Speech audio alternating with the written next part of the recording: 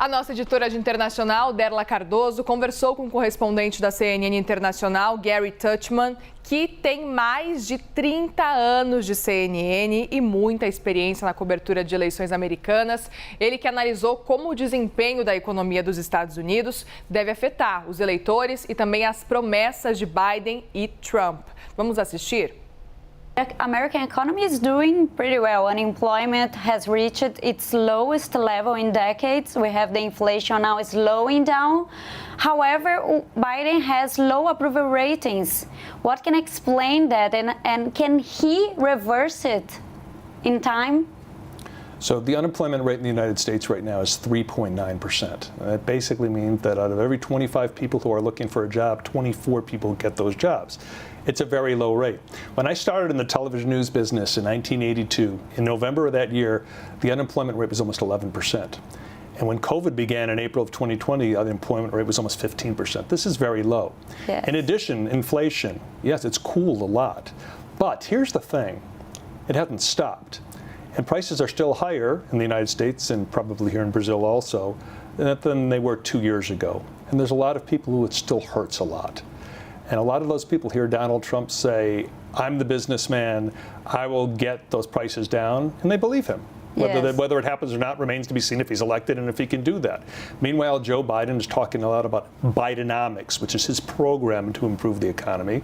And the numbers are in his favor. However, they're not completely back to normal yet. But there are a lot of people who say, okay, Joe Biden's doing a good job. May he continue doing a good job. So you certainly have voters feeling different things about the candidates when it comes to the economy.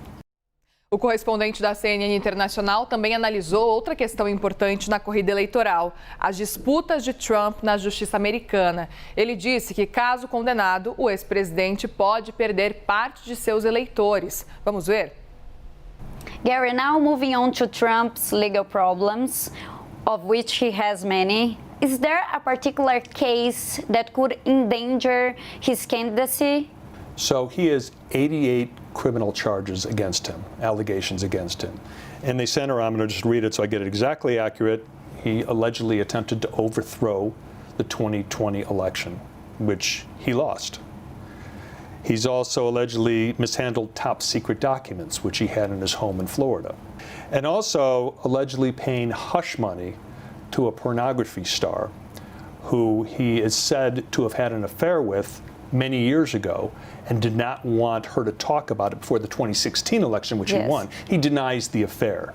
So those are three serious cases. Now, the hush money case is seen as less serious than the other two cases. However, that trial is likely to start earlier. It could start as early as next month in April.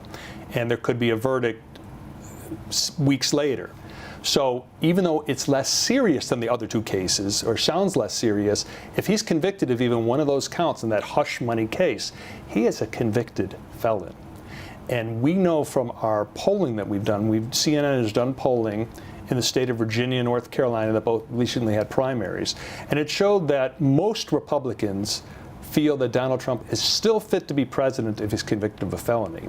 However, there's a good chunk of people, more than three of 10 people in North Carolina and 4 of 10 people in Virginia, Republicans, who think he would not be fit to be president if he's convicted of a felony. If those people don't vote for Trump, those Republicans, that could be a big problem for Donald Trump.